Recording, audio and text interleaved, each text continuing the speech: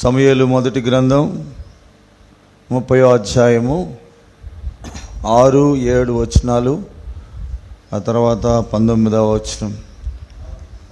దావీదు మిక్కిలి దుఃఖపడెను, మరియు తమ తమ కుమారులను బట్టి కుమార్తెలను బట్టి జనులకందరికీ ప్రాణము విసికినందున రాళ్ళు రువ్వి దావీదును చంపుదాము రండని వారు చెప్పుకొనగా, దావీదు తన దేవుడైన యెహోవాను బట్టి ధైర్యము తెచ్చుకొనెను. పిమ్మట దావీదు ఏఫోదు తెమ్మని యాజకుడగు అహిమెలెకు కుమారుడైన అబ్యాతారుతో చెప్పగా, అబ్యాతారు ఏఫోదును దావీదును వద్దకు తీసుకొని వచ్చెను.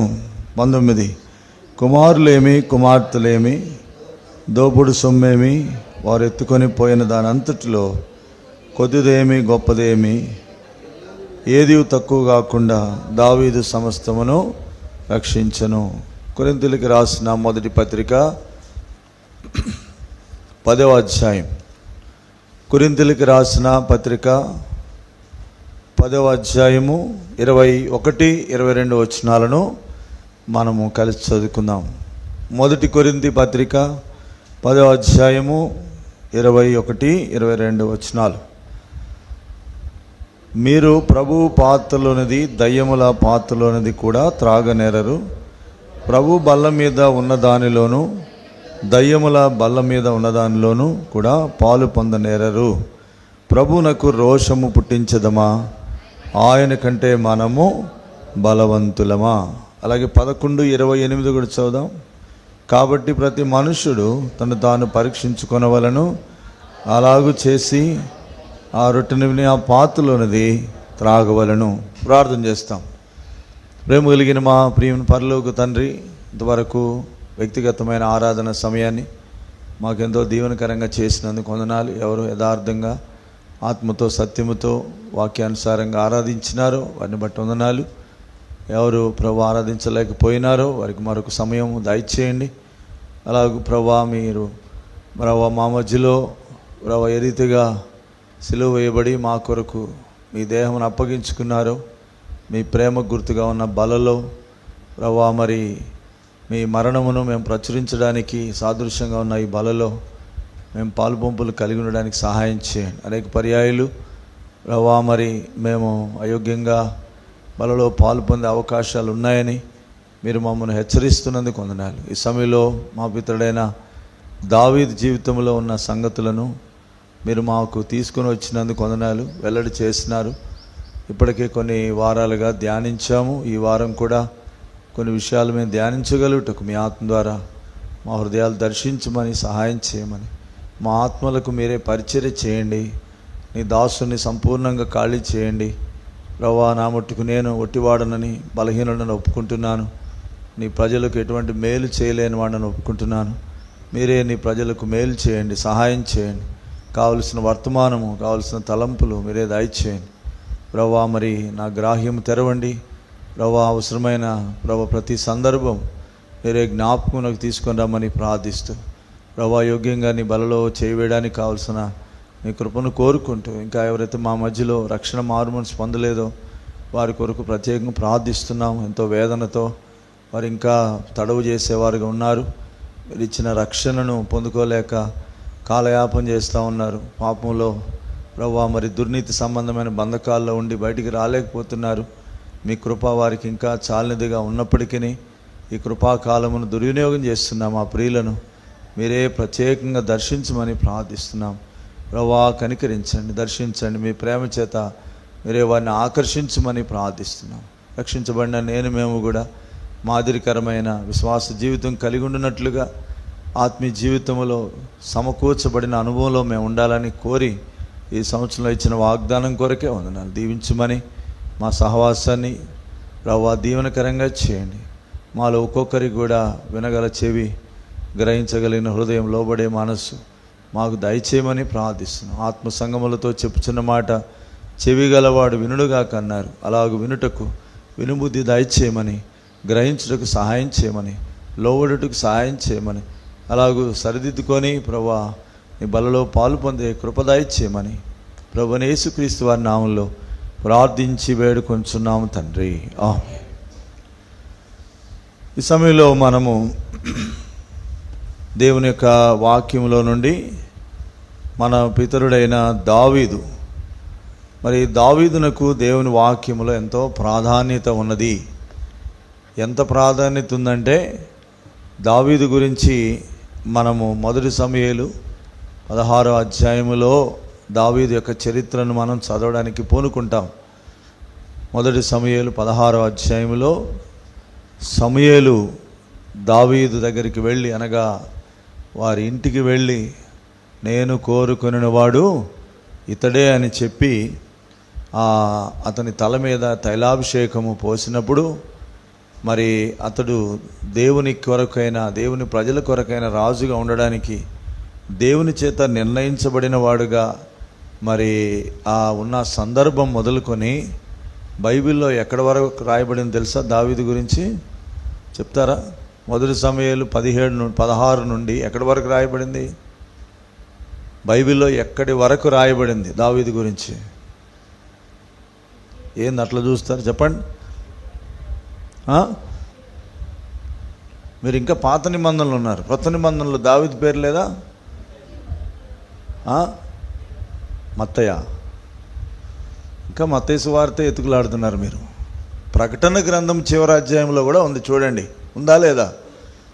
దావీదు గురించి ఎంత దేవుడు దూరదృష్టితో మరి దావీదు యొక్క జీవితాన్ని మన ముందు ఉంచాడంటే, దావీదు మరి తన జీవితంలో ఇంత గొప్ప వ్యక్తిగా ఎదగడానికి గల కారణం ఏంటంటే, దావీదు తన జీవితంలో పతనావస్థలో ఉన్నా కూడా ఆ పతనాన్ని సరిచేసుకున్నాడు గనక అతని జీవితాన్ని పరిశుద్ధాత్మ దేవుడు అనేక పర్యాయాలు రాయడానికి ఇష్టపడ్డాడు. ఉందా లేదా? నేను చెప్పిన అధ్యాయంలో చూడండి, ఏ అధ్యాయం, ఎక్కడుంది ఆ మాట? ప్రకటన గ్రంథము చివరి అధ్యాయము ఎన్నో వచనం?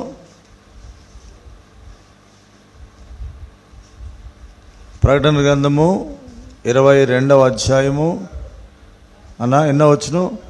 16వ వచనం చదవండి. సంఘముల కోసము ఈ సంగతులను గురించి మీకు సాక్ష్యమిచ్చుటకు యేసు అను నేను పంపి ఉన్నాను. నేను దావీదు వేరు చిగురును, సంతానమును, ప్రకాశమానమైన వేకువ చుక్కనియునై. బైబిల్ గ్రంథంలో చిట్ట చివరి అధ్యాయంలో కూడా ఎవరి గురించి రాయబడింది? మామూలు విషయం కాదండి. మీరే చెప్పండి, చివరి అధ్యాయంలో దావీదు గురించి తప్ప ఇంకెవరి గురించి అన్నా ఉందా? మోషే గురించి, అబ్రాహాం గురించి, నోవహు గురించి ఉందా? అంటే వాళ్ళని మనం డిగ్రేడ్ చేయడం లేదు, కానీ మనం సబ్జెక్ట్ ఏంటంటే దావీదు తన జీవితంలో సమకూర్చబడినాడు గనక, దేవుని చేత బలమైన వ్యక్తిగా వాడబడ్డాడు గనక అతని పేరు ప్రకటన గ్రంథములో పద్మాసు ద్వీపములో ఉన్న, ఎక్కడో పరవాసిగా ఉన్న యోహానుకు దేవుడు ప్రత్యక్షపరిచినప్పుడు భవిష్యత్తులో జరగబోయే సంభవాలను రాస్తున్న పుస్తకంలో కూడా ఎవరి గురించి రాశాడు? దావీదు గురించి రాశాడు. కనుక ఈరోజు నీవు నేను గొప్పోళ్ళం ఏం కాదు. మనం గొప్పోళ్ళం కావాలంటే మొదట ఏం కావాలంట? బైబిల్లో ఒక మాట ఉంటుంది, వాడు జ్ఞాని అగునట్లు మొదట ఏం కావాలంట? వెర్రివాడు కావాలి. అంటే ఏంది? దేవుని జ్ఞానం మనకు రావాలంటే మనం ఎంత తగ్గించుకుంటే అంత దైవ జ్ఞానాన్ని సంపాదించుకోగలుగుతాం. అలాగే దావీదు యొక్క తగ్గింపు ఏం చేసింది? అంతగా తనను హెచ్చించడానికి కారణమైంది.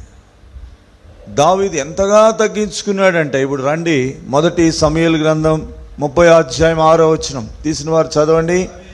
దావీదు మిక్కిలి దుఃఖపడెను, కుమార్తెలను బట్టి జనులకందరికీ ప్రాణము విసికినందున రండని చెప్పుకొనగా, దావీదు తన దేవుడైన యెహోవాను బట్టి ధైర్యము తెచ్చుకొనెను. ఇక్కడ 3 విషయాలు గతంలో చెప్పుకున్నాము, వాటిని నేను వివరించను కానీ జ్ఞాపకం చేసి ముందుకు వెళతాను. మనము వాస్తవికంగా 27వ అధ్యాయంలో ఈ దావీదు యొక్క ధ్యానం ఆరంభించాం. 27 నుండి దాదాపు 30 అధ్యాయం వరకు దావీదు అంచెలంచెలుగా ఎలా తప్పిపోయాడో, లోకస్తుడుగా భక్తిహీనుడుగా ఎలా మారిపోయాడో అవన్నీ మనం చూచాం. దాని ఫలితమే తన జీవితాల్లో గొప్ప బాధ, దుఃఖము, వేదన, చీకటి ఇదంతా కూడా తనకు కలిగింది. ఇప్పుడు 6వ అధ్యాయంలో దావీదు ఎంత వేదనలో ఉన్నాడో అదే 6వ వచనం 30వ అధ్యాయం 6వ వచనంలో ఎంత వేదనలో ఉన్నాడో, జీరో అయిపోయిన దావీదు మరలా హీరో అవ్వడానికి ఒక్కొక్క మెట్టు ఎలా ఎక్కొచ్చాడో మనం చెప్పుకుంటున్నాం. వాటిలో తొలి మెట్టు ఏంటంటే, మొట్టమొదటి మెట్టు ఏంటంటే తాను ఏం చేశాడు? కన్నీటితో పశ్చాత్తాపడ్డాడు. తన స్థితిగతులను యథార్థంగా ఒప్పుకొని మరి మిక్కిలి దుఃఖపడాను అనే మాట, మిక్కిలి తాను ఏం చేశాడు? పశ్చాత్తాపడ్డాడు. కాబట్టి దీన్ని ఏమంటారంటే రైట్ రిపెంటెన్స్ అంటారు. ఏమంటారు? సరి అయిన పశ్చాత్తాపము, సరి అయిన ఒప్పుదల. జాగ్రత్తగా గమనించండి. కొన్నిసార్లు మన ఒప్పుదల అప్పటికప్పుడే అన్నట్లుంటుంది కదా. ఈ గట్టెక్కితే చాలు, ఈ సమస్య నుండి బయటికి వెళ్తే చాలు, ఈ రోగం పోతే చాలు, ఈ సమస్య పోతే చాలు, ఈ ఆర్థిక పరిస్థితి బయటపడితే చాలు, తర్వాత సంగతి అన్నట్లుంటాం. అది ఏం పశ్చాత్తాపము? ఏం పశ్చాత్తాపం అది? సరికాని పశ్చాత్తాపం. అట్లాంటి పశ్చాత్తాపం కలిగిన ఒక ఆయన బైబిల్లో ఉన్నాడు, పాత నిబంధనలో. ఎవరైనా ఆయనకు అప్పటికప్పుడే పశ్చాత్తాపం, నేను పాపిని అంటాడు, మళ్ళా పాపం చేస్తాడు, పాపిని అంటాడు, మళ్ళా పాపం చేస్తాడు. ఎవరైనా చెప్పండి ఎవరు? పాత నిబంధనలో ఒక ఆయన నేను పాపం చేశానంటాడు, మళ్ళా హృదయాన్ని కఠినం చేసుకుంటాడు, పాపం చేస్తాడు, మళ్ళా హృదయాన్ని. ఇప్పుడు చెప్పండి, క్లూ ఇచ్చినాను కదా. ఏమండి? సౌలా? ఫరో, రైట్. ఫరో హృదయాన్ని కఠినం చేసుకుంటాడు. నేను పాపం చేశాను అయ్యా, ఈ తెగులు నా యుద్ధ నుండి తొలగిపోనేయండి అంటాడు. నన్ను వేడుకోనండి అయ్యా, నన్ను కనికరించండి అంటాడు. ఆయన వేడుకోగానే, ఆ తెగులు పోగానే, ఆ బాధ పోగానే ఏం చేస్తాడు? మళ్ళా హృదయము. దీన్ని ఏమంటారు? ఏ పశ్చాత్తాపం? ఫరో యొక్క మనలో అనేకులము ఫరో పశ్చాత్తాపమే ఉంటుంది మనకి. సరైన పశ్చాత్తాపము ఉండదు. ఆపద గట్టెక్కితే చాలు, తర్వాత మళ్ళా యథాస్థితి, అదే కాఠిన్యం, అదే మూర్ఖత్వం, అదే అవిధేయత. అది దేవునికి ఇష్టం లేదు. దావీదు ఎటువంటి పశ్చాత్తాపం కలిగి ఉన్నాడు? సరి అయిన పశ్చాత్తాపం. లోతుగా హృదయాంతరంగములో ఆ పరిస్థితిని తాను అర్థం చేసుకొని, ఆ పరిస్థితులన్నీ కూడా హృదయాంతరంగంలో గాయాలు చేయబడ్డాయి. లోపల బాధ కలిగింది. అరే నేను ఇట్లా చేయకూడదు కదా అనే సరైన గ్రహింపు కలిగిన వాడై సరైన పశ్చాత్తాపంతో తాను ఉన్నాడు. రెండవది, దావీదు చేసిన రెండవది ఏంటి? సరి అయిన పశ్చాత్తాపం కలిగి ఉండడమే కాకుండా దేవుని వైపు తిరిగాడు, దేవుని వైపు త్రిప్పబడ్డాడు, దేవుణ్ణి చూచాడు. ఇది ప్రాముఖ్యమైనది. కాబట్టి జీవితంలో కష్టాలు వచ్చినప్పుడు మనుషులను చూడొద్దు, కానీ ఏం చేయాలా? దేవుణ్ణే చూడాలి. దేవుడే పరిష్కారం. మూడవది ఏంటంటే మనం చెప్పుకున్నాం. ఏంటది? ఏం చెప్పుకున్నాం? ధైర్యం తెచ్చుకున్నాడు. తన దేవుడైన యెహోవాను బట్టి ధైర్యం తెచ్చుకున్నాడు. దానికి వివరణ అంతా పోయిన వారం చూసాం కనుక అవి ఇప్పుడు నేను చెప్పను, ధైర్యం ఎలా వస్తుంది అనే దానికి. కనుక ధైర్యము ప్రభువులో నుండే తాను పొందాడు, బలం పొందాడు, ధైర్యం పొందాడు. ప్రభు అతన్ని ధైర్యపరిచినాడు. ధైర్యము కోల్పోయిన సమయాల్లో ప్రభు మనల్ని ధైర్యపరిచేవాడుగా ఉంటున్నాడు. ఇక నాలుగో విషయం ఏం చేశాడో రండి. 7వ వచనం.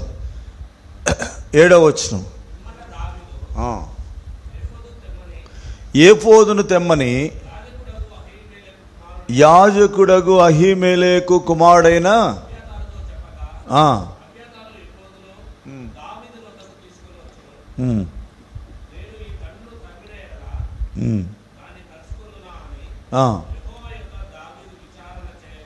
విచారణ చేయగా తరుము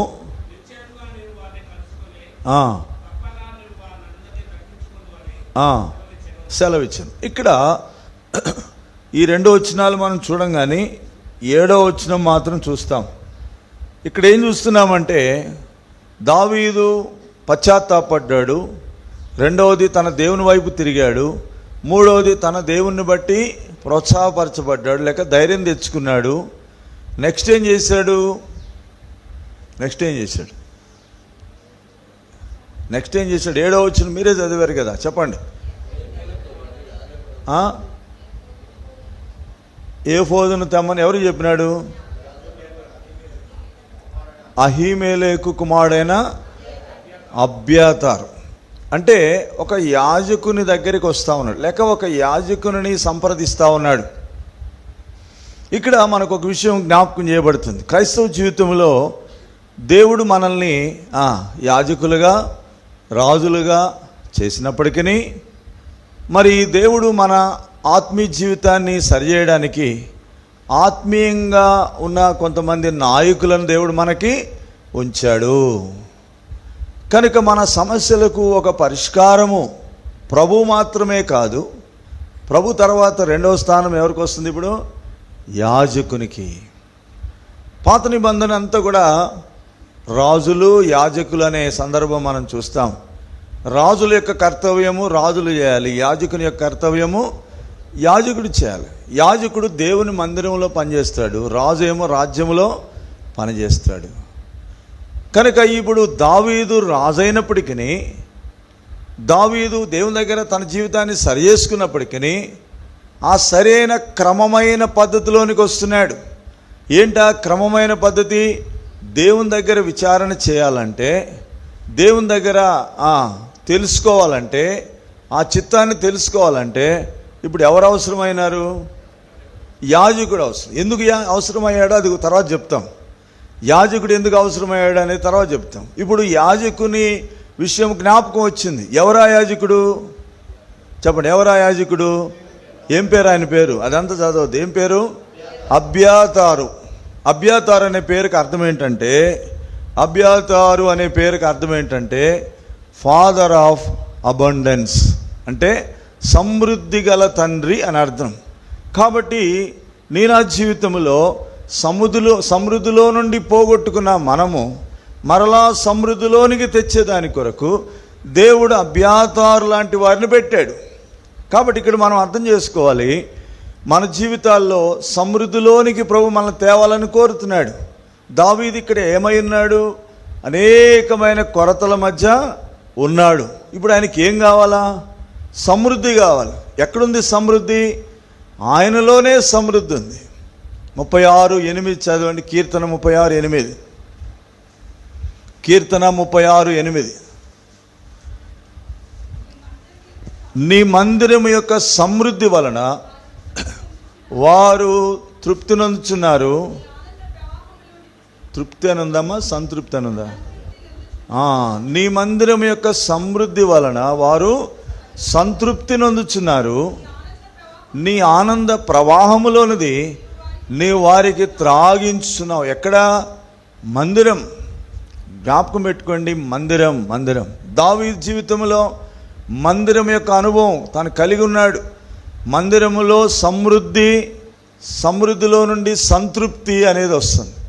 కాబట్టి ఇక్కడ సమృద్ధి, ఇప్పుడు ఫాదర్ ఆఫ్ అబండెన్స్ అంటే అర్థం ఏంటి? సమృద్ధి గల తండ్రి. ఈ పేరు దేవుని గురించిన పేరే కదా, దేవుని పేరే. అది దేవుని పేరే అబ్యాతారుకు పెట్టబడింది. సమృద్ధి కలిగిన తండ్రిగా తను ఉన్నాడు.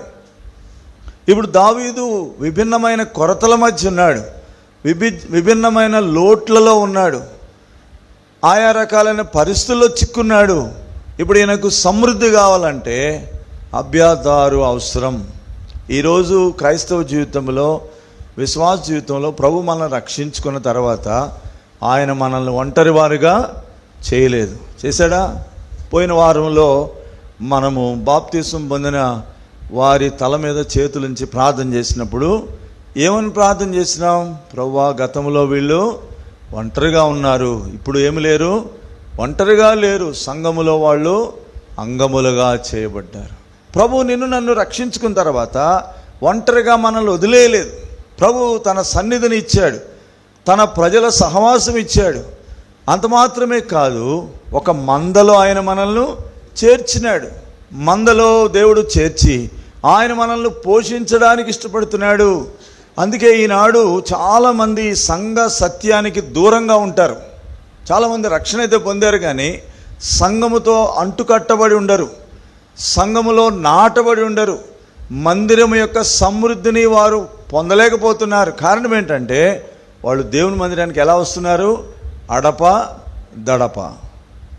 అంటే వారికి అనుకూలమైన సమయాల్లో దేవుని మందిరానికి వస్తున్నారు, కానీ క్రమంగా రాలేకపోతున్నారు. కానీ బైబిల్ ఏం చెప్తుందంటే దేవుని మందిరములో కనబడాలి. దేవుని మందిరములో దేవుడు మనల్ని ఏం చేస్తున్నాడు? బలపరుస్తున్నాడు, పోషిస్తున్నాడు, మనకు బోధిస్తున్నాడు. కావలసిన విషయాలన్నీ దేవుని మందిర సమృద్ధిలో నుండి మనకి ఇస్తూ ఉన్నాడు. ఇప్పుడు మందిరానికి సంబంధం ఎవరికి? మందిర సంబంధమైన వ్యక్తి ఎవరు? యాజకుడు కదా. యాజకుడే కదా మందిరంలో ఉండేది. ఇప్పుడు యాజకుడు అబ్యాతారు యొక్క ప్రస్తావన ఇక్కడ వచ్చింది. ఇప్పుడు రండి, అబ్యాతారు ఎవరు? అబ్యాతారు అంటే ఏంటో పేరు అర్థం చూసాము. రెండవది అబ్యాతారు ఎవరు, ఎక్కడి నుంచి వచ్చాడు అది చదువుదాం రండి. 22వ అధ్యాయం ఇదే, మొదటి సమూయేలు గ్రంథం 22వ అధ్యాయము 22వ అధ్యాయము చదవండి. 20వ వచనం. అహీటూబు కుమారుడైన అహీమెలెకు అబ్యాతారు అను ఒకడు తప్పించుకొని పారిపోయి దావీదు నొద్దకు వచ్చి. చాలు ఇక్కడ మనం చూస్తున్నాం, అహీటూబు కుమారుడైన అహీమెలెకు కుమారుడైన అబ్యాతారు ఎవరు అంటే అహీమెలెకు కుమారుడు. అహీమెలెకు ఎవరు? సరే, అహీటూబు కుమారుడులేండి, కానీ ఎవరు అహీమెలెకు ఎవరు? దీని గురించి చరిత్ర ఏం చెప్తుందంటే ఒకానొక సమయంలో దావీదు తన ఆకలి కొన్నప్పుడు ఏం చేశాడు? అహీమెలెకు దగ్గరికి వెళ్ళి, అయ్యా మేము చాలా ఆకలితో ఉన్నాము, కొంచెం మాకు ఆహారం పెట్టమని అడిగితే అక్కడ టోబులో, టోబు అనే ప్రదేశంలో ఉన్నాడు. ఎవరు? అహీమెలెకు అంటే వీళ్ళ నాన్నగారు. ఎవరు నాన్నగారు? అబ్యాతారు యొక్క నాన్నగారు. అక్కడ ఉన్నప్పుడు ఆయన అంటాడు, అయ్యా ఇక్కడ మామూలు రొట్టెలేమీ లేవు, అవి దేవుని మందిరంలో సన్నిధిలో ఉంచే ఆ సముఖపు రొట్టెలు ఉన్నాయి, అవి అందరు తినేవి కావు అంటే, సరే అప్పుడు ఆయన అంటాడు, లేదు మేము సరిగానే ఉన్నాం, తినడానికి మేము అర్హులంగా ఉన్నామంటే ఆ రొట్టెలు ఇస్తాడు. ఆ రొట్టెల చేత కొంచెం తాను సేద తీరుతాడు. సరే, అక్కడ కొంత సమయం అక్కడ ఉన్నాడు. ఎవరున్నారు? దావీదు అక్కడ ఉన్నాడు. అది ఏమైందంటే అక్కడి నుండి మళ్ళీ వెళ్ళిపోతాడు, వేరే స్థలానికి వెళ్ళిపోయే లోపల ఇన్ఫార్మర్స్ ఏం చేశారు తెలుసా? ఏం చేసినారు? సౌలు రాజుకు చెప్పేసినారు. ఏమని? దావీదుకు హెల్ప్ చేశాడు. ఎవరు? దావీదుకు సహాయం చేశాడు. ఎవరు? ఏ పేరు చెప్పాలా? అహీమెలెకు. కాబట్టి ఇప్పుడు దావీదు పార్టీలో ఎవరు చేరారు? అర్థమవుతుందా నేను చెప్పేది? కొంతమంది ఎక్కడో ఉంటారు, ఏదో మైండ్లో ఉంటున్నారు, నాకు అర్థమవుతుంది. మీ ఫేసెసే చెప్తుంది నాకు మీరు వింటున్నారా లేదనేది. మీరు ఎక్కడో ఉంటారు, ఇంట్లో ఉట్టి మీద ఫ్రిడ్జ్లో ఉన్నది, అక్కడ ఉన్నది, ఇక్కడ ఉన్నది ఆలోచనలే ఉంటాయి మీకు. వినండి జాగ్రత్తగా, వినకపోతే ఏది అర్థం కాదు చరిత్ర. కనుక ఇప్పుడు ఈ విషయము దావీదును గురించి లేక అహీమెలెకు గురించి ఇన్ఫర్మేషన్ వెళ్ళిపోయింది. ఎవరికి? సౌలుకి. మేము ఆ మధ్యకాలంలో ఒక ప్రాంతానికి పోయినాం. ఓ ప్రాంతానికి వెళితే అది బాగా నక్సలైట్ ఏరియాలో మేము ఏం చేయాల్సి వచ్చిందంటే అక్కడ ఒక రాత్రి అక్కడ ఉండాల్సి వచ్చింది. ఒక చర్చికి వెళ్ళాం. చర్చికి వెళితే పాపం వాళ్ళు మంచిగానే మమ్మల్ని స్వీకరించినారు, నీళ్ళు ఇచ్చారు, టీ తాగమన్నారు, అంతా బాగుంది. అక్కడ మేము అడిగాం, ఈ రాత్రి మేము ఇక్కడ ఉండొచ్చా అని అంటే వాళ్ళు ఏమన్నారు తెలుసా? ఈ రాత్రి ఇక్కడ ఉండడానికి వీల్లేదండి, ఎందుకంటే ఆల్రెడీ గతంలో ఏం జరిగింది, ఇక్కడికి వచ్చే వాళ్ళ మీద ఎంక్వైరీలు జరిగినాయి, ఇక్కడ ఇదంతా నక్సల్స్ ఏరియా, కాబట్టి మీరు ఉండడానికి వీల్లేదు అని చెప్పి వాళ్ళు ఏం సలహా ఇచ్చారంటే, ఇక్కడ ఒక రూమ్ ఉంది, అక్కడ మేము ఏర్పాటు చేస్తాం, అక్కడికి వెళ్ళండి, అదైతే ప్రాబ్లం కాదని వాళ్ళు చెప్తా వచ్చినారు. కాబట్టి విషయం ఏంటంటే కొన్ని ప్లేసెస్ అలాగూ నిషేధిత స్థలాలుగా ఉంటాయి. అక్కడ మనం ఉండడానికి వీలు లేదు, అక్కడ స్వేచ్ఛగా మనం ఉండలేం. ఇప్పుడు దావీదు మీద ఇన్ఫర్మేషన్ వెళ్ళిపోయింది. ఏమని? దావీదు ఎక్కడికి వెళ్ళాడు? అహిమేలెకు దగ్గర. అహిమేలెకు ఏం చేశాడు? దావీదు పార్టీలో చేరాడు అనే ఇన్ఫర్మేషన్ రాగానే దావీదు క్షమించండి సౌలు హుటాహుటిగా ఎక్కడికి వచ్చాడు? అహిమేలెకు దగ్గరికి వచ్చాడు. వచ్చి ఏం చేశాడు? ఏమయ్యా నువ్వు నాకు చెప్పలేదేంటి?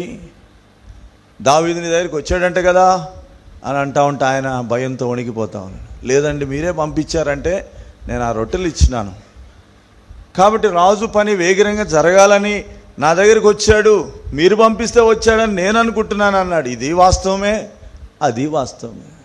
ఏం చేశాడు తెలుసా? సౌలు కోపంతో ఆవేశంతో, అక్కడ సేవకులు ఉన్నారు, కొంతమంది సర్వెంట్స్ ఉన్నారు, మీరు ఈ యాజకుల మీద పడి వాళ్ళని చంపండి అన్నాడు. చంపండి అంటే అక్కడ వాళ్ళు భయపడ్డారు, వాళ్ళు చంపలేదు. ఒకడు మాత్రం ధైర్యం చేసినాడు. వాడి పేరు ఏం పేరు? వాడి పేరేం పేరు? దోయేగు. ఏం పేరు? దోయేగు.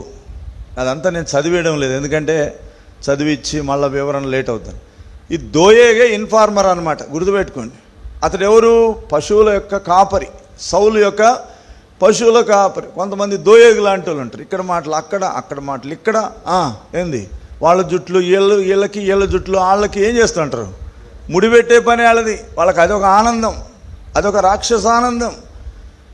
కొంతమంది అంతే, చూసినట్లుగా ఉండరు. అక్కడ గోరంతా ఉంటే కొండంత చేసి చెప్తూ ఉంటారు. ఈ దినాలు ఇట్లాంటి ఇంట్రెస్ట్ చాలామంది కలిగి ఉంటున్నారు. మొత్తానికి దోయేగు ఎంతమందిని చంపాడు తెలుసా? 85,000 మందిని, క్షమించండి 85 మందిని చంపాడు. ఎవరు వాళ్ళు? ఏఫోదు ధరించిన యాజకులు. నేను చెప్పింది వాస్తవమేనా? చూడండి దయచేసి 22వ అధ్యాయం మనం ఏ వచనం చదివాము? 22, 20. దానికి పైన వచనం చూడండి. 19.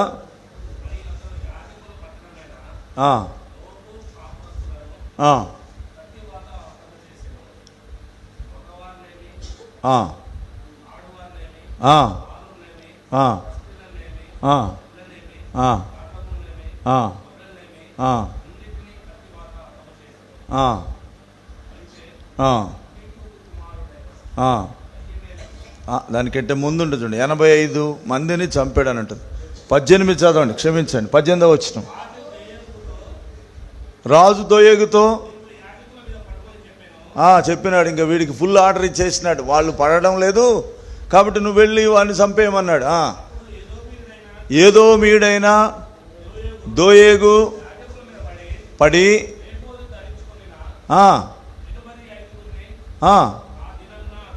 85 చంపేసినాడు ఒక్కడే.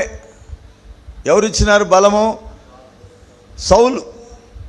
ఇప్పుడు సౌలు మనసు బాగా అర్థం చేసుకోండి. సౌలు మనసు దోయేగు మనసు ఒకటే. మరలా చెప్తా చూడండి, సౌలు మనసు దోయేగు మనసు ఒకటే. అబ్యాతారు మనసు దావీదు మనసు ఒకటే. అర్థమైందా మీకు? అబ్యాతారు ఇప్పుడు ఎవరు? అహిమేలెకు కుమారుడు. అహిమేలెకు కూడా ఏమైపోయినాడు? చంపబడ్డాడు. ఎందుకు చంపబడ్డాడు? రాంగ్ ఇన్ఫర్మేషన్ వచ్చేసింది కనుక ఇప్పుడు 85 మందిని చంపేశాడు. అంటే సౌలు మైండ్ ఎట్లాంటిదంటే, దావీదుకి ఎవడు దగ్గర చేస్తే వాడిని ఏం చేస్తాడు? చంపడమే. కాబట్టి దావీదును అర్థం చేసుకున్నాడా సౌలు? సౌలు దావీదును అర్థం చేసుకోలేదు, తర్వాత యాజకులను కూడా అర్థం చేసుకుని. 18వ వచనంలో రాయబడింది, నీవు వారి మీద పడి చంపుము. ఈ దినాల్లో చాలామంది చేసే పని ఏంటంటే, అభిషేకించబడిన దేవుని చేత నియమించబడిన దేవుని సేవకుల మీద పడుతూ ఉంటారు. ఎవరి మీద పడుతుంటారు? ఎందుకంటే వాళ్ళు చులకనగా దొరుకుతారు కదా. కాబట్టి కొంతమందికి ఇదే అనమాట, సేవకుల మీద పడడం. ఈడేమో కత్తి పెట్టుకొని చంపేసినాడు, మరి కొంతమంది నోటితోనే చంపుతూ ఉంటారు. నోరు నాలుక వాళ్లకు ఖడ్గము లాంటిది. కనుక దేవుని సేవకులు, అభిషేకులైన లేక ఎఫోదు ధరించిన దేవుని సేవకులు ఎవరో వారిని మనం గుర్తించి వారి విషయంలో మనము ఎంతో జాగ్రత్త కలిగి ఉండాలి. వాళ్ళు దేవునికి ప్రతినిధులుగా ఉన్నారు, వారు దేవుని పక్షంగా ప్రార్థించేవారుగా ఉన్నారు, దేవునికి పక్షంగా లేక నీ పక్షంగా దేవునికి ధూపం వేసేవారుగా ఉన్నారు. సౌలు ఎటువంటి దుర్మార్గుడు అంటే యాజకులందరినీ చంపించేసినాడు. మొత్తానికి ఈ యాజకుల్లో ఒకడు తప్పించుకున్నాడు. అతడెవరు? అబ్యాతారు. 85 మందిలో ఇతడు ఏం చేసినాడు? మొత్తానికి ఎస్కేప్ అయ్యి ఎక్కడికి వచ్చాడు అతడు? 23వ అధ్యాయం రండి. 23వ అధ్యాయం 23వ అధ్యాయము 1 సమూయేలు 23 6వ వచనం చదవండి.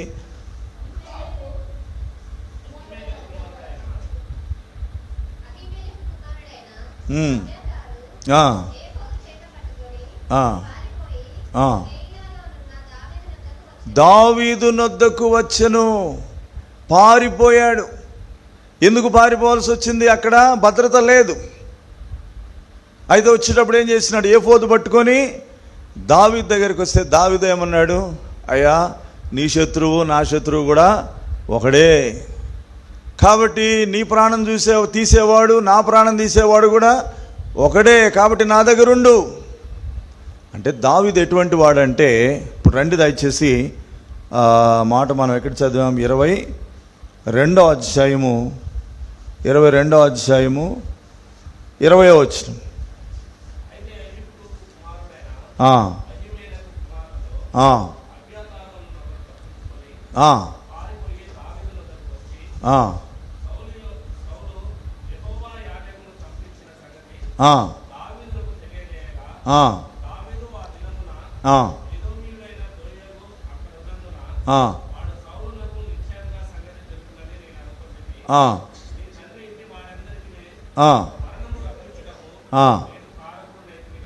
కదా,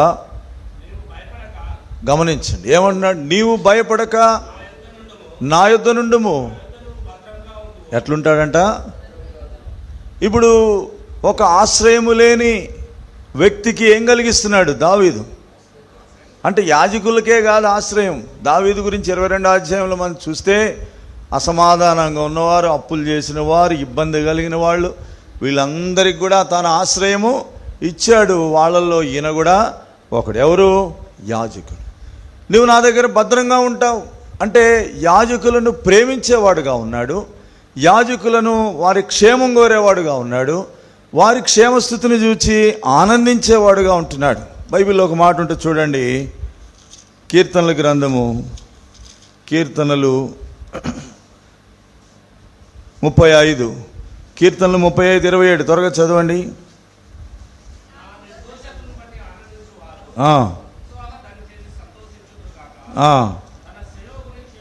తన సేవకుని క్షేమము చూచి ఆనందించు యెహోవా ఘనపరచబడునుగాక. తన సేవకుని క్షేమమును చూచి ఆనందించే దేవుడు. ఎంత మంచి మాట రాయబడింది. ఈరోజు దేవుడు మన మధ్యలో దేవుని సేవకులను ఉంచినాడు. దేవుని సేవకుల యొక్క క్షేమమును దేవుడు చూచి ఏం చేస్తున్నాడంట? ఆనందిస్తున్నాడు. ఇప్పుడు దావీదు కూడా ప్రభు మనసు కలిగిన వాడై ఇక్కడ సేవకుని యొక్క క్షేమమును చూచి ఆనందించేవాడుగా ఉన్నాడు. ఈ దినాల్లో చాలా కష్టతరమైన దినాలు అయిపోయినాయి. కొన్ని సంఘాల్లో అసలు సేవకులే వద్దు మాకు అనే రోజులు వచ్చేసినాయి. సేవకులే వద్దండి, మేమే సేవ చేసుకుంటాం. ప్రత్యేకంగా హైదరాబాదు జంటనగరంలో చూస్తే వందల సంఘాలు ఉన్నాయి, కానీ సేవకులు 10లలోనే ఉన్నారు. కారణం ఏంటి? మాకు సేవకులు అవసరం లేదు. క్రొత్త నిబంధన ప్రకారం అందరూ సేవకులే. రాజులైన యాజకులుగా చేశాడంటే ఇప్పుడు మీరు అర్థం చేసుకోండి. యేసుప్రభువు వారు ప్రధాన కాపరి కదా, ప్రధాన కాపరి. గొర్రెలు ఉన్నాయి, గొర్రెలకి ఏం కావాలా?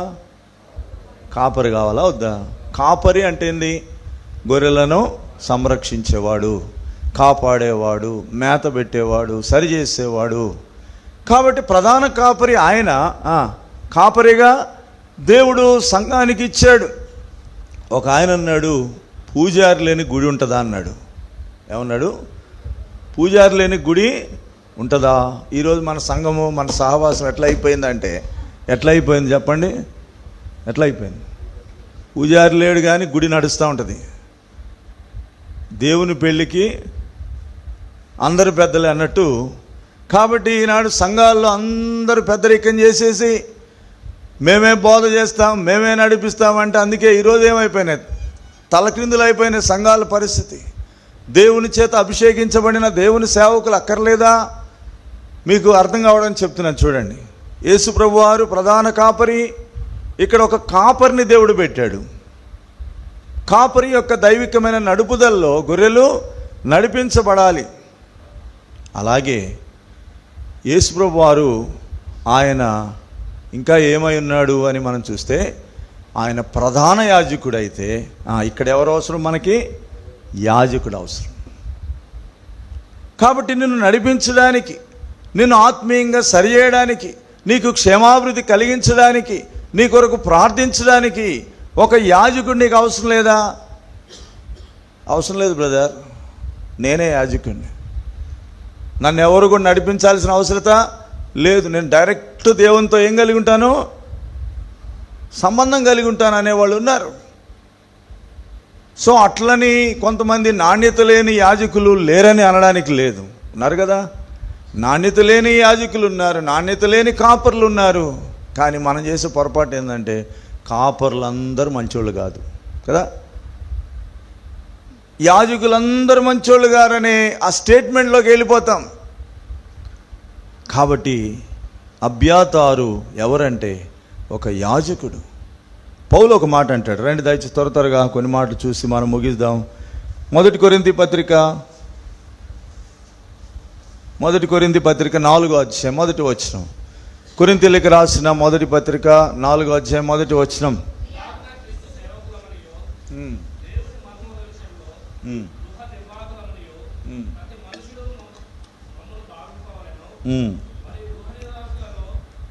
చాలు. ఇక్కడేమనుందంటే, చెప్పండి మాట ఏంటంటే, మేము దేవుని సేవకులమని ప్రతి వ్యక్తి కూడా గుర్తించాలి. దేవుని మర్మముల విషయములో గృహ నిర్వాహకులంగా ఉన్నాం. గృహ నిర్వాహకుడు అంటే అర్థం ఏంటి చెప్పండి? గృహమును నిర్వహించేవాడే గృహ నిర్వాహకుడు. అంటే గృహ నిర్వాహకుడు యోసేపు గృహ నిర్వాహకుడు కదా. ఇంట్లో పప్పులు, ఉప్పులు, సాంబారు అన్నీ కావాలంటే ఎవరు చూడాలా? మిగతా అన్నీ కూడా ఎవరు చూడాలా? యోసేపు చూడాలి. అలాగే గృహ నిర్వాహకుడు అంటే దేవుని గృహమునకు సంబంధించిన ఆ కార్యకలాపాలన్నిటి పై విచారణ చేసేది ఎవరంటే దేవుని దాసుడు. కానీ ఇక్కడ అంటున్నాడు, మరలా చదవండి ఆ వచనం, 4వ వచనం, 4వ అధ్యాయం 1వ వచనం. ఇలాగున క్రీస్తు సేవకులమని అబ్రాహ్మణం లేపండి.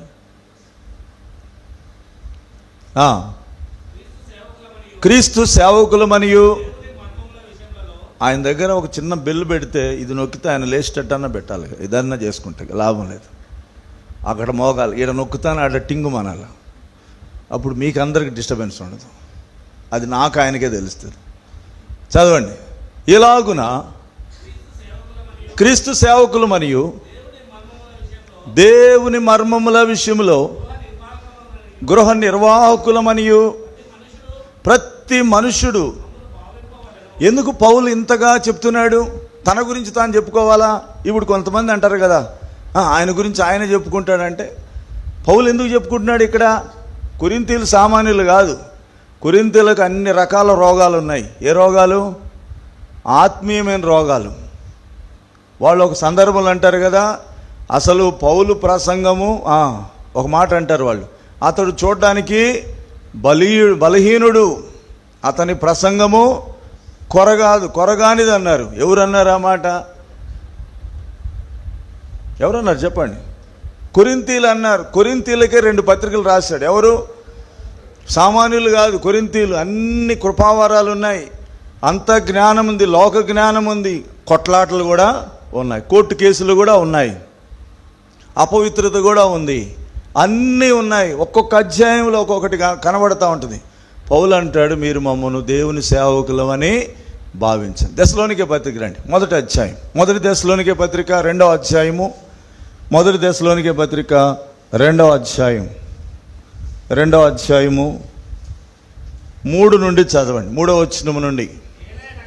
ఏలైనగా కపటమైంది కాదు, అపవిత్రమైంది కాదు, మోసయుక్తమైనది కాదు, కానీ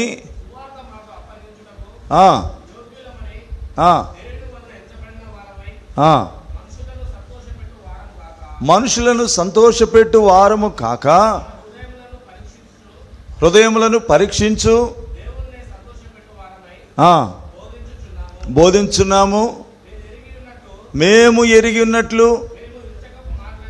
ఇచ్చకపు మాటలనైనను ధనాపేక్షను కప్పిపెట్టు వేషమునైనను ఎన్నడూ వినియోగించలేదు. దేవుడే సాక్షి. చదవండి.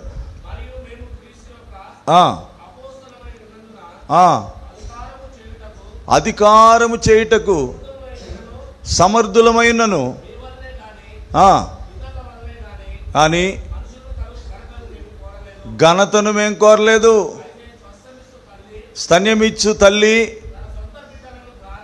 తన సొంత బిడ్డలను గారవించినట్లు మీ మధ్యను. చాలా. ఎవరు చెప్తున్నారు ఈ మాటలు? పౌలు చెప్తున్నాడు. అయ్యా, మాకు అధికారం ఉంది, మీ మీద పెత్తనం చేయొచ్చు, కానీ మేము చేయడం లేదు. ఎందుకంటే దేవుడు మాకు ఈ పరిచర్య అప్పగించినాడు, ఈ సేవా పరిచర్య అప్పగించినాడు గనుక ఒక తల్లి బిడ్డలను గారవించినట్లుగా మిమ్మల్ని ఏం చేస్తున్నాం? గారవిస్తున్నాం. మేము సాధువులుగా ఉన్నాం. ఇదిగో దేవుడు చెప్పినాడు, దేవుని మాట ప్రకారం చేస్తూ ఉన్నాం అని పౌలు అంటున్నాడు. మేము మనుషులను సంతోషపెట్టేవారము కాదు, మా దగ్గర ఇచ్చకపు మాటలు లేవు, ధనాపేక్షను కప్పిపుచ్చుకునే వేషం మా దగ్గర లేదు. ఈ దినాల్లో దేవుని సేవకులు మాట్లాడే మాటలకు అర్థాలు తీసేవాళ్ళు ఎంతమంది అండి? ఉన్నారా లేదంటారా? దేవుని సేవకులు ఈయన ఎందుకు ఈ మాట చెప్పినాడంటే, ఓహో ఇదేమో కారణం, నీకు అంత తెలిసినట్టు, అంత ప్రత్యక్షత నీకుంది.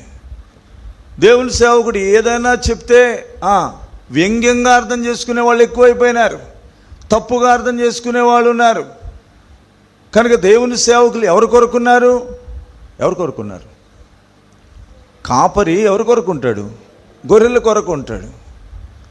కానీ అనేక పర్యాయాలు మన క్షేమం కోరుతున్న సేవకులను మనం ఏం చేస్తామంటే అపార్థం చేసుకుంటాం. అబ్యాతారు దగ్గరికి వెళ్ళిన సందర్భం మనం చూస్తున్నాం. అబ్యాతారు ఒక యాజకుడిగా ఉన్నాడు. యాజకుని దగ్గర ఏఫోదు ఉంది. కనుక దావీదు ఏం చేస్తున్నాడంటే అబ్యాతారుని పిలిచిన, అయ్యా రా, ఈ పరిస్థితిలో నువ్వు ఎంతో అవసరం. ఇంకొక మాట చూడండి, ఆమోసు గ్రంథం 3వ అధ్యాయం. ఆమోసు గ్రంథం 3వ అధ్యాయం. ఇంకొకరు మలాకి గ్రంథము 2వ అధ్యాయం చదవాలి. ఆమోసు గ్రంథం బ్రదర్స్ చదవండి. 3:7 దొరికింది. ఆమోస్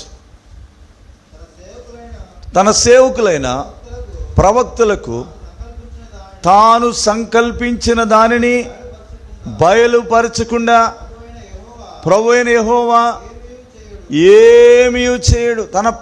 తన సేవకులైన ప్రవక్తలకు ఆయన బయలుపరచకుండా ఏది చేయడు. నువ్వు అనుకోవచ్చు, కొన్నిసార్లు ప్రసంగాలు చేస్తూ ఉంటే అన్నకెట్ట తెలిసింది ఈ విషయం అనిపిస్తుంది కదా, అనిపిస్తుంది. ఎందుకంటే దేవుడు అలా ఏం చేస్తాడు? బయలుపరుస్తూ ఉంటాడు. కనుక కొన్నిసార్లు మన విషయాలు డైరెక్ట్గా వచ్చే వరకు చాలా మనం బాధపడతాం, అఫెండ్ అవుతూ ఉంటాం. దేవుడు తన సేవకులైన ప్రవక్తలకు ఏం చేయడంట? బయలుపరచకుండా ఏది దాచడు, ఏదీ చేయలేడు. ఇంకొకరు చదవండి మలాకి గ్రంథం. ఎందుకు దేవుడు తన సేవకులను ఉంచినాడో ఇక్కడ రాయబడింది. మలాకి 2వ అధ్యాయం 6-7 వచనాలు. మలాకి గ్రంథము 2వ అధ్యాయం 3-7 వచన క్షమించండి 6-7 వచనాలు. సత్యము గల ధర్మశాస్త్రము బోధించుచు దుర్బోధనే మాత్రము చేయక సమాధానమును బట్టి యథార్థతను బట్టి నన్ను అనుసరించి నడుచుకుని వారై చదవండి దయచేసి. యాజకులు యెహోవా దూతలు గనుక వారి నోట ఎక్కడ నేర్చుకోవాలంట? నువ్వు నేర్చుకోవాల్సింది ఎక్కడ? నీకు నువ్వే ఇంట్లోనే టీవీ పెట్టుకొని నేర్చుకుంటావా? యూట్యూబ్లో నేర్చుకుంటావా? ఈ రోజులు యూట్యూబ్ ప్రసంగాలు ఎక్కువైపోయినాయి. బ్రదర్, నేను యూట్యూబ్లో ఫలానిది ఫాలో అవుతున్నాను బ్రదర్. దేవుడు నీకు సేవకుల్ని ఫిజికల్గా పెట్టాడు, భౌతికంగా దేవుడు సేవకుల్ని ఇచ్చాడు. నువ్వు వారి దగ్గరికి వచ్చి ఏం చేయాలా? నీకు ఏది అవసరమో అది ఇక్కడ దేవుడు ఇస్తాడండి. నీకు అనుకూలమైన బోధలు వినడం కాదు. కొంతమందికి అనుకూలమైన బోధలు వినే పిచ్చి. అంటే వాళ్ళకి ఏదైనా ఇబ్బంది ఉందనుకో, ఆ ఇబ్బందిని బట్టి బోధించి, అబ్బా ఎంత మంచిగా చెప్పాడు బ్రదరు. అనుకూల బోధ కాదు కావాల్సింది. నీ జీవితానికి అవసరమైంది, నిన్ను సరి చేయడానికి అవసరమైన వాక్యం దేవుడు తన కాపరులకు ఇస్తూ ఉన్నాడు, తన యాజకులకు ఇస్తూ ఉన్నాడు. మరలా చదవండి, ఆ వచ్చిన 7వ వచనం చాలా స్పెసిఫిక్గా వ్రాయబడింది. యాజకులు యెహోవా దూతలు గనుక జనులు వారి నోట ఏం చేయాలంట? ధర్మశాస్త్ర విధులను నీ అంతటా నువ్వు నేర్చుకోవు, వారు జ్ఞానమును బట్టి నీ అంతటా నీవు నేర్చుకోవు. ఒకటి చెప్తే నేర్చుకోవు, నీ అంతటా నీకు జ్ఞానం రాదు. ఎట్లా చెప్పు? వాడంతటా వాడు చేయడంట, ఒకటి చెప్తేనేమో వినడంట. ఈ రోజులు ఎంతమంది ఆత్మీయ జీవితంలో ఈ యొక్క గొడ్డుబారినతనంతో ఉన్నారు, ఆత్మీయంగా ఎదగలేని స్థితిలో ఉన్నారు. ఈరోజు కొత్తగా రక్షించబడి బాప్తీసం పొందిన వారికి ఏదైనా చెప్పాలంటే ఎంతో బాధ అవుతుంది. ఎందుకని? వాళ్ళు ఎవరిని చూస్తున్నారండి? ఇప్పుడు బాప్తీసం పొందిన వాళ్ళు ఎవరిని చూస్తారు? కొత్తగా బాప్తీసం పొందిన వాళ్ళు ఎవరిని చూస్తారు? ఎవరిని చూస్తారండి? పాత వాళ్ళు సీనియర్స్ కదా, వాళ్ళని చూస్తారా లేదా? వాళ్ళ వంకరంతా చూస్తారా లేదా? వాళ్ళు అట్ట చేసినప్పుడు మాకు కూడా ధైర్యం వస్తుంది కదా, మేము కూడా ఆలస్యంగా రావచ్చు కదా, మేము కూడా ఆరాధన వర్తమానం వినకుండా ఆరాధన చేయొచ్చు కదా. కాబట్టి ఈరోజు ఎట్లాంటి పరిస్థితి ఏర్పడిందంటే అలర్జీలాగా, ఈ ఏమంటారు దీన్ని, వైరస్ లాగా అనేక సంఘాల్లో వ్యాపించింది. మరి ఆ అక్క సమయానికి రాదు కదా, ఆ అక్క అడపదడప వస్తుంది కదా, నేను కూడా రావచ్చని ధైర్యం చేస్తారు. కాబట్టి ఈరోజు ఏం చెప్పలేని పరిస్థితి, ఎంతో వేదనతో ఏమని చెప్పాల్సి వస్తుందంటే, అమ్మ ఎవరిని చూడొద్దు. ఎవరిని చూడాలా? ప్రభువుని చూడాలి. లేకపోతే నీకేదైనా సందేహం వస్తే దేవుని సేవకుని కానీ దేవుని సేవకురాలను కానీ సంప్రదించి తెలుసుకొని ఆత్మీయంగా నడు. వారిని వీరిని చూసి నీవు బోల్తా పడబాకు అని చెప్తున్నాం. అయినా కూడా ఎట్లా ఉంటుందండి? ఏది సులభమైన మార్గమో అదే సాతాను చూపిస్తాడు కదా. ఏది సులభమైన మార్గము? ఆరాధన వర్తమానం వినకుండా ఆరాధన చేయడం సులభం కదా, చివరికి వచ్చి కానుకేయడం సులభం కదా, అటెండెన్స్ వేసుకొని పోవడం సులభం కదా, సంఘ ప్రార్థనలకు రాకుండా ఉండడం సులభం కదా, బైబిల్ పఠనాలకు రాకుండా ఉండడం సులభం కదా. ఈరోజు కఠినమైన మార్గం ఎవరు ఎంచుకుంటారు? ఎంచుకోరు. కాబట్టి ఎంత సులభంగా శత్రువు బోధిస్తూ ఉన్నప్పుడు అటే వెళ్తారు. అందుకే శాతం ఎవరు ఎక్కువ ఉంటారు చూడండి సంఘంలో. శాతం ఎవరుంటారు? సైతాన్ అనుచరులే ఎక్కువ ఉంటారు సంఘాల్లో. ఎవరుంటారు? దేవుని అనుచరులు ఉంటారా? ఇది చెప్తా ఉంటే లోపల మండుతూ ఉంటుంది ఒక్కొక్కరికి. నిజమే. కానీ మీ స్థితిని బట్టి దేవుడు అంటున్నాడు చెప్పాలి. చెప్పకపోతే దేవుడు నన్ను అడుగుతాడు. అందుకే ఇక్కడ ఏమని రాయబడింది? వారు నేర్చుకోవాలి. ఎక్కడ? యాజకుల దగ్గర. వారు దూతలు గనక వారు మీకు నేర్పించినప్పుడు నేర్చుకోకపోతే మీరు బాగుపడరు. నేను ఆ జీవితంలో దేవుడు మనకు కాపర్లు ఎందుకు ఇచ్చాడు? ఎందుకు ఉపదేశాలు ఇచ్చాడు? కొన్ని సంఘాలు ఎట్లుంటాయంటే రోజుకు ఒక ప్రసంగికుడు వస్తాడు కదా, వెరైటీస్ ఆఫ్ ఫుడ్ అనమాట వాళ్ళకి. ఎట్లా? పోయిన వారం బిర్యానీ, చికెన్ బిర్యానీ, ఈ వారం మటన్ బిర్యానీ, వచ్చే వారం prawns biryani, next fish biryani. అయిపోయింది కదా 4 వారాలు. బిర్యానీ తిని తిని ఏమైపోతున్నారు? రోజుకు ఒక వెరైటీ బ్రదర్. భలే బోధకులు బ్రదర్. వాస్తవమే. అదే సమయంలో ఈ మధ్య కాలంలో ఒక కుటుంబం నాతో మాట్లాడుతుంది ఏంటంటే, అన్నా మేము పలానా స్థలంలో ఉన్నాము గతంలో, ఇప్పుడు మేము ఈ స్థలంలో ఉండాల్సి వచ్చింది. అయితే ఎవరు వస్తున్నారో తెలియదు, ఎవరు వాక్యం చెప్తున్నారో తెలియదు, మా సంగతులు ఎవరికైనా చెప్పుకోవాలంటే ఎవరికి చెప్పాలో తెలియదు. అయోమయమైన పరిస్థితిలో ఉన్నాం. అక్కడైతే సేవకులు ఉండేవాళ్ళు, మా కొరకు ప్రార్థించేవారుగా ఉన్నారు, మా విషయం పట్టించుకునేవారుగా ఉన్నారు. ఇక్కడ చూస్తే రోజుకొకళ్ళు రకరకాలైన వాళ్ళు వస్తారు. ఈరోజు మనుషులు వెరైటీస్ ఆఫ్ ఫుడ్ ఏ రీతిగా ఇష్టపడుతున్నారో, రకరకాలైన బోధకులు. ఒక ఆయన అన్నాడు, ప్రసంగాలు ఎవరు చెప్పినా ఒకటే కానీ ముఖమే మార్పంట. ఏమన్నాడు? ఇప్పుడు నేను వేరే మాస్క్ పెట్టుకుంటే ఇంకొక రకంగా కనబడతాను కదా, అంతే. కాబట్టి ప్రసంగాల్లో ఏం వ్యత్యాసం ఏముండదు. వాస్తవమే దేవుడు రకరకాలుగా వాడుకుంటాడు, ఒక్కొక్కరిని ఒక్కొక్క రీతికి వాడుకుంటాడు. కానీ సంఘం యొక్క పోషణ ఎవరి ద్వారా జరగాల? స్థానిక సేవకుని ద్వారా జరుగుతుంది. అంతేగాని ఎవరో వచ్చి ఏదో చేస్తే అయ్యేది కాదు. కనుక నీవు నేను కూడా ఆత్మీయంగా బలపరచబడాలి. శిక్షించినా, సరిచేసినా, ప్రేమించినా, గద్దించినా ఎవరు అవసరం అండి? సంఘానికి కాపరి అవసరం. అందుకే ఇక్కడ అంటున్నాడు, అబ్యాతారు దగ్గరికి వెళ్ళినవాడుగా ఉంటున్నాడు. లేక అబ్యాతారును పిలిపించుకున్నాడు. ఇప్పుడు నాకు ఒక ప్రవక్త కావాలి, నాకు ఒక యాజకుడు కావాలి, నా క్షేమం కోరేవాడు కావాలి అని దావీదు పిలిచిన వాడుగా ఉంటున్నాడు. ఇది ఎన్నో విషయం అండి. 4వది, యాజకులను సంప్రదించేవాడుగా ఉన్నాడు. ఒక వచనం చదివి మనం ముందుకు వెళదాం. రండి, 2వ దినవృత్తాంతములు గ్రంథము 20వ అధ్యాయం 20వ వచనం.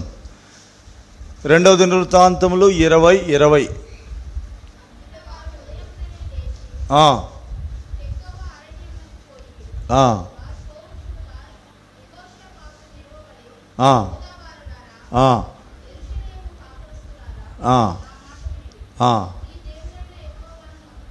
మీ దేవుడైన యెహోవాను నమ్ముకొనుడి, స్థిరపరచబడుదురు. ఆయన ప్రవక్తలను నమ్ముకొనుడి, అప్పుడు మీరేమవుతారు? కృతార్థులవుతారు. ఇక్కడ 2 విషయాలు చెప్పాడు. యెహోవాను నమ్ముకొనండి, ఆ తర్వాత నిజమైన ప్రవక్తలు, నిజమైన యాజకులు ఎవరైతే ఉంటున్నారో వారి మీద ఆధారపడండి. అందుకే నీకు దేవుని చిత్తం తెలియదు, దేవుని ఆలోచన తెలియదు. ఏం చేయాలా? సంప్రదించాలా. అయ్యా, దేవుని చిత్తం ఏంటో నాకు తెలియడం లేదు, నేను అక్కడికి వెళ్ళాలనుకుంటున్నాను కానీ అది దేవుని చిత్తమో కాదో. కనుక అనేక పర్యాయాలు మన జీవితాల్లో ఏం చేస్తామంటే అన్నీ చెప్పాలా సేవకునికి అనే ఆలోచన మనకు ఉంటుంది కదా. అన్ని సేవకుని చెప్పాలా, మా ఇంట్లో జరిగిన అన్నీ ఆయనకి చెప్పాలా. మరి డాక్టర్ దగ్గర పోయి అన్నీ ఎందుకు చెప్పుకుంటావా లేదా? డాక్టర్ దగ్గర హిస్టరీ రాస్తాడు కదా. ప్రత్యేకంగా ఎవరు రాస్తారు? హోమియో డాక్టర్ దగ్గరికి మీరు వెళ్ళండి. ఏం చేస్తాడు తెలుసా? నీ హిస్టరీ అంతా రాసిన తర్వాత ట్రీట్మెంట్ స్టార్ట్ చేస్తాడు. ఎందుకు చెప్తావు? నీకు కళలు వస్తున్నాయా అని అడుగుతాడు. ఎట్లాంటి కళలు వస్తున్నాయని అడుగుతాడు. చెప్తావా లేదా? నాకు నీ ట్రీట్మెంట్ వద్దని వచ్చేస్తావా? దేవుని సేవకులు ఆత్మీయంగా నిన్ను పోషించేవారు కనుక నీ విషయాలు వాళ్ళతో పంచుకోవడం మేలు. నువ్వు పంచుకోవడం లేదంటే దాని అర్థం ఏంటంటే నువ్వు చాలా జ్ఞానం కలిగిన వాడువు, నేను చేయగలను అనే స్వభావం నీలో ఉంది. ఇక్కడ అంటున్నాడు కదా, దేవుని నమ్ముకోనండి, యెహోవాను నమ్ముకోనండి, మీరేమవుతారు? స్థిరపరచబడతారు. తర్వాత ఏమన్నాడు? ప్రవక్తలను నమ్ముకోనండి, మీరు కృతార్థులవుతారంటే సక్సెస్ అవుతారు. కొన్నిసార్లు నీకు నాకు తెలియని విషయాలు దేవుడు తన సేవకుల ద్వారా మనకేం చేస్తాడు?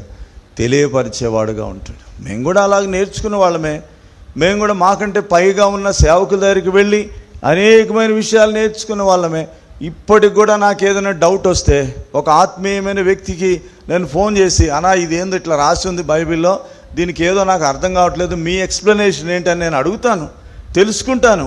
అది ఎంతో అవసరం. కాబట్టి మనకై మనం గొప్పవారం అనుకుంటే నష్టపోతాం. కనుక అబ్యాతారును పిలిపించిన వాడుగా ఉంటున్నాడు.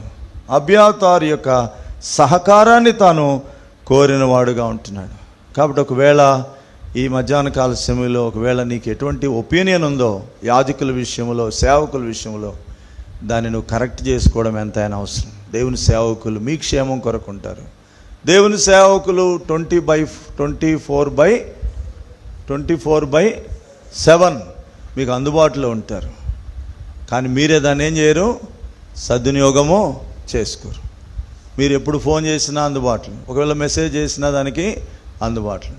మనం ఏం చేస్తామంటే సేవకులను దాటేసి వెళ్ళిపోతాం. అంతా జరిగిన తర్వాత ఏం సిస్టర్ రాలేదంటే, అన్నా నేను చెప్పాలనుకున్నాను చెప్పలేకపోయినాను. ఎందుకు అదంతా అవసరం లేదు. కాబట్టి నిన్ను కాస్తున్న ఒక కాపరి, నీ క్షేమం కోరుతున్న కాపరి, లేక వారు ఎంతో శ్రద్ధతో అన్ని పనులు మానుకొని మీ పనిలో ఉంటే, వాళ్ళ విషయంలో మీరు అశ్రద్ధగా ఉంటే దేవుడు క్షమిస్తాడా? మీరే చెప్పండి, మీరే చెప్పుకోండి. దేవుడు కూడా క్షమించు. కాబట్టి మనం ఎలాంటి స్వభావం అంటే, అవసరతను బట్టి సేవకుడు లేకపోతే లేదు, అవసరతను బట్టి దేవుడు లేకపోతే లేదు. అది కాదు. యెహోవాను నమ్ముకోనండి, స్థిరపరచబడతారు. తర్వాత ప్రవక్తలను నమ్ముకోనండి, అప్పుడు ఏమవుతారు? సక్సెస్ అవుతారు మీ జీవితంలో, ఆత్మీయ జీవితంలో. ఇక రండి, రెండవ విషయానికి వద్దాం. ఇందులోనే 7వ వచనం చదవండి. అమ్మా ఎక్కడ చదువుతున్నావు? మొదటి సమూయేలు గ్రంథం.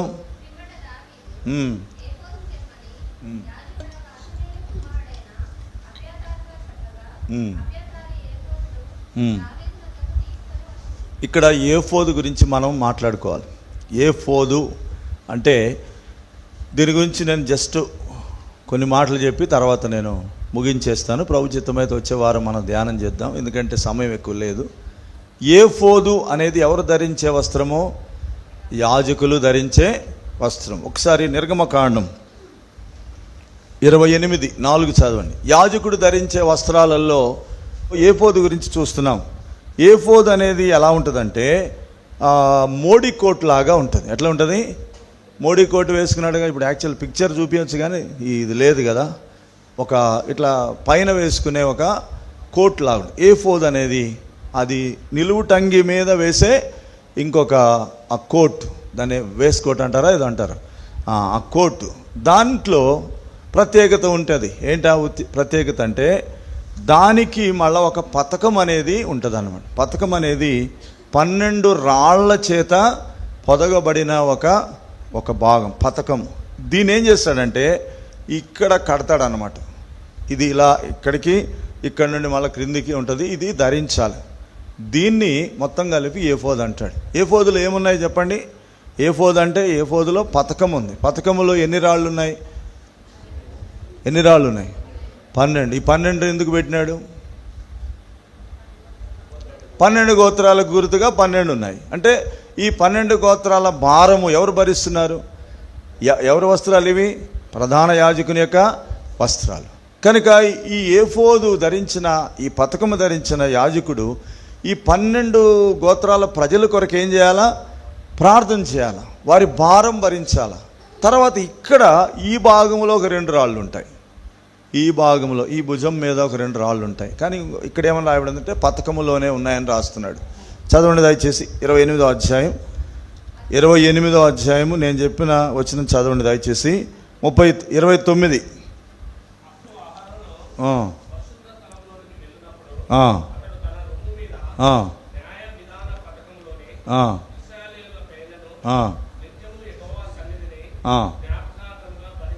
భరింపవలను. న్యాయ విధాన పథకములో ఊరీము తుమ్మీము ఉంచవలను. అహరోను యెహోవా సన్నిధికి వెళ్ళినప్పుడు అవి అతని రొమ్మున ఉండునట్లు న్యాయ విధానమును నిత్యము భరించుము కదా, భరించుము. కనుక ఇక్కడ ఏమంటున్నాడంటే ఊరీము తుమ్మీం అనే 2 ప్రత్యేకమైన రాళ్ళు ఉన్నాయి. ఈ 12 రాళ్ళు కాకుండా ఊరీము తుమ్మీం అనే రాళ్ళు ఇవి ప్రత్యేకమైన. దేనికి ఇవి అంటే దేనికి? దాని పేరే న్యాయ విధాన పథకం. ఇప్పుడు యాజకుని దగ్గరికి పూర్వదినాల్లో జడ్జిలాగా యాజకుడు ఉండేవాడు. ఇప్పుడు ఎవడో ఒకడు వచ్చి చెప్తా ఉన్నాడు. ఇద్దరు వచ్చి చెప్పినారు. వాళ్ళిద్దరూ ఒకడేమో ఫాల్ట్ చెప్పినాడు, అంటే తను జరిగింది ఒకటి, ఇక్కడ చెప్పిందేమో ఇంకొకడేమో తన బాధను తాను చెప్పుకుంటా ఉన్నాడు. ఒకడేమో అన్యాయం చేస్తున్నాడు, ఒకడేమో న్యాయం కొరకు వచ్చాడు. ఇప్పుడు వీళ్ళిద్దరికి ఏం చేయాలా? ఈ యాజకుడు ఏం చేయాలా? ఆ దినాల్లో ఈ న్యాయాధిపతిగా ఉన్నాడు కనుక విచారణ చేయాలి. ఎవరిని? ఏం విచారణ చేయాలా? దేవా, వీళ్ళిద్దరు నా దగ్గరికి వచ్చినారు, ఇప్పుడు వీళ్ళకి నేనేం చేయాలా? వీడు దొంగ ఎవడో దొరెవడో నాకు తెలియదు, కాబట్టి నువ్వే నాకు చెప్పంటే దేవుడు ఈ ఊరీము తుమ్మీము ద్వారా ఏం చేస్తాడంటే అతనికి తెలియపరిచినప్పుడు న్యాయం చెప్పి పంపిస్తాడు. అప్పుడు ఆ రీతిగా ప్రజలకు న్యాయము చేకూరుస్తాడు. అరే వీడు దొంగోడు అని దేవుడు చెప్తాడు, వీడు సరైనడు కాడు అని చెప్తాడు. కనుక ఇది ఆ పాత నిబంధనలో మరి ఆ న్యాయము తీర్చడానికి యాజకుల దగ్గరికి వచ్చేవాళ్ళు. కుష్ఠరోగి వచ్చినాడు, ఉదాహరణకి కుష్ఠరోగి వచ్చినాడంటే వాడు ఎట్లాంటి వాడు ఏంటి, అది నిజమైన కుష్ఠమా కాదా, ఇదంతా చెప్పాలి. ఎవరు చెప్పాలా? యాజకుడు నిర్ధారణ చేయాలా. అది కాకపోతేనేమో అతడు సమాజంలో ఉండొచ్చు, లేకపోతే పాళెం వెలుపల, ఇవన్నీ చెప్పడానికి యాజకులు ఉన్నారు. సరే, విషయం ఏంటంటే ఈ ఏఫోదును ధరించడం ద్వారా, ఏఫోదులో ఉన్న ఊరీము తుమ్మీం అనే ఈ 2 రాళ్ల ద్వారా దేవుడు తన చిత్తమును తన దాసులకు ఏం చేస్తున్నాడు? తన యాజకులకు బయలుపరుస్తున్నాడు. ఇప్పుడు ఎవరి దగ్గర ఉంది ఈ ఏఫోదు? ఏ యాజకుని దగ్గర ఉంది? అబ్యాతారు. ఇప్పుడు దాన్ని తీసుకొని రమ్మంటాడు. మనం గతంలో చదివాం కదా, ఏం చదివాము? ఆ ఏఫోదు తీసుకొని పారిపోయి ఎక్కడికి వచ్చాడు? దావీదు దగ్గరికి వచ్చాడు. ఇప్పుడు ఏఫోదు ద్వారా దేవుడు దావీదుకు తన చిత్తమును ఏం చేస్తున్నాడు? బయలుపరిచేవాడుగా ఉంటున్నాడు. ఒక మాట చెప్పుకొని మనం ముగించుకుందాం. ఇదే ఊరీము ద్వారా తుమ్మీము ద్వారా దేవుడు సౌలుకు విషయాలు ఏమి కూడా చెప్పలేదు. ఆ ఒక్క వచనం చదవండి, ముగించుకుందాం. 29వ అధ్యాయం. 29వ అధ్యాయంలో ఘోరంగా పతనమైపోయినాడు ఎవరు? సౌలు. ఆ సందర్భంలో ఒక కర్ణపిశాచి స్త్రీ దగ్గరికి వెళ్తాడు. ఆ సందర్భంలో ఏం జరిగిందంటే దేవుడు అతనితో మాట్లాడలేదు అని వ్రాయబడుతూ వచ్చింది. 29వ అధ్యాయము చూడండి, దయచేసి ఎన్నో వచ్చినది. ఊరీము ద్వారానైనను కలల ద్వారానైనను స్వప్నముల ద్వారానైనను మాట్లాడలేదు అని ఉంటుంది. 28వ అధ్యాయము చదవండి, 6వ వచనం.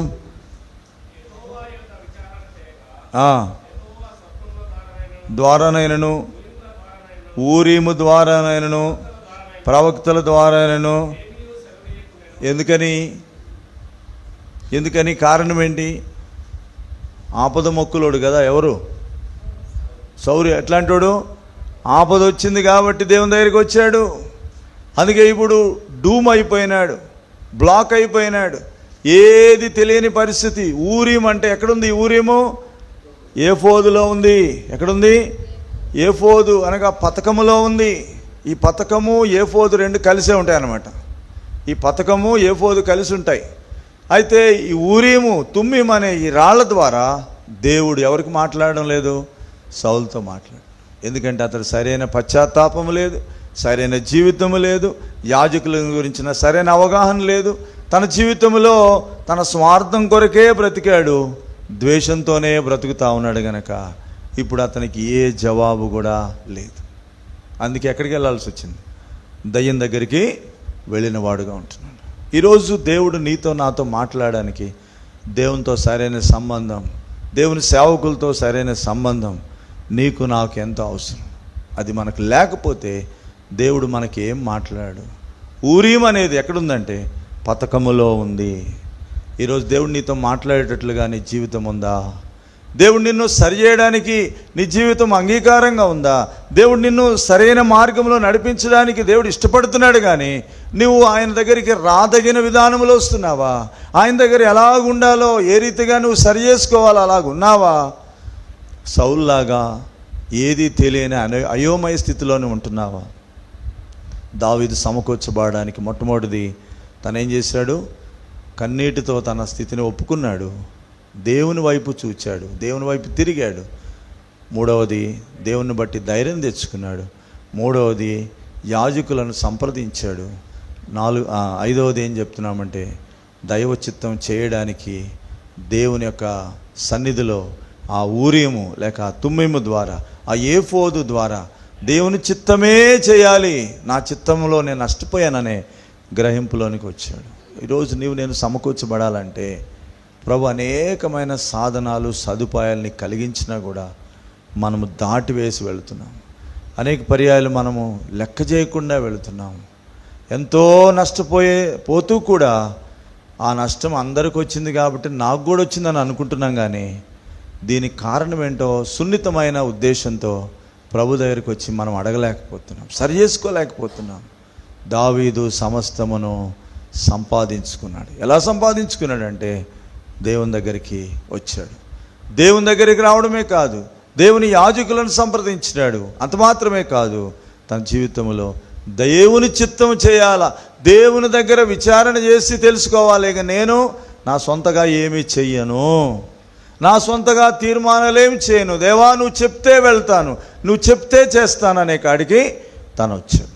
ఈ జీవితమే నీకుంటే దావీదుకు సహాయపడిన దేవుడు నీకు కూడా సహాయపడతాడు.